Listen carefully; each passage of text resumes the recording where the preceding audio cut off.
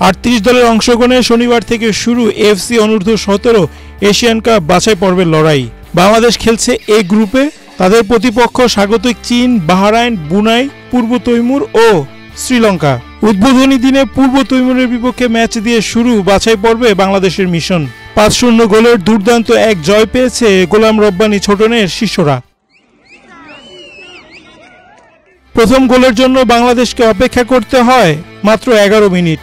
বা প্রান্ত থেকে মানিকের দুর্দান্ত ক্রস খুঁজে নেয় রিফাতকে। দারুণ হেডে বল জালে জড়িয়ে বাংলাদেশকে এগিয়ে নেন তিনি। দ্বিতীয় গোল আসে 28 মিনিটে। ফয়সালের ফ্রিকিক থেকে বল পেয়ে যান মানিক।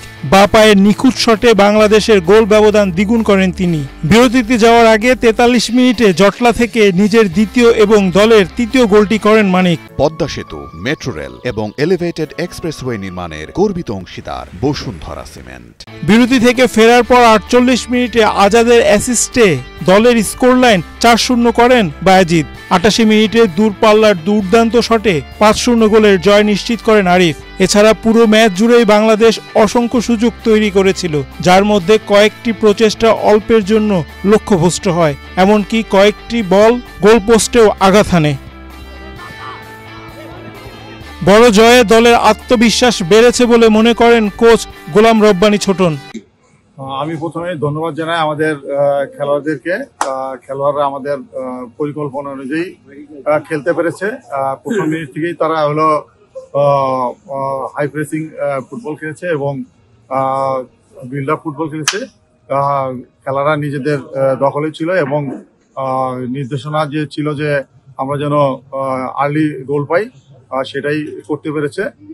আসলে আমাদের যে পরিকল্পনা ছিল পুরোটাই তারা এক্সিকিউট করেছে। ফলে আমরা আল্লাহর রহমতে 5-0 গোলে জয়লাভ করেছি প্রথম খেলায়, এবং প্রথম খেলায় জয়লাভ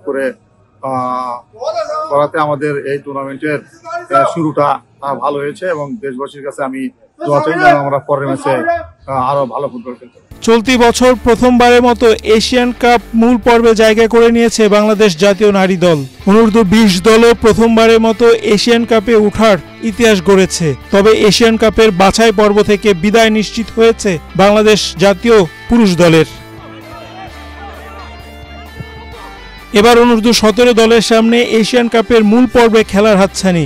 আগামী বছর সৌদি আরবে হবে এই বয়সভিত্তিক টুর্নামেন্টের মূল পর্ব। সেখানে অংশ নেবে 16টি দল। এরই মধ্যে কাতার, সৌদি আরব, উজবেকিস্তান, উত্তর কোরিয়া, দক্ষিণ কোরিয়া, জাপান, তাজিকিস্তান, সংযুক্ত আরব আমিরাত ও ইন্দোনেশিয়া মূল পর্বে সরাসরি জায়গা করে নিয়েছে। বাকি 7 দল বাছাই পর্বের পরীক্ষা দিয়ে আসবে।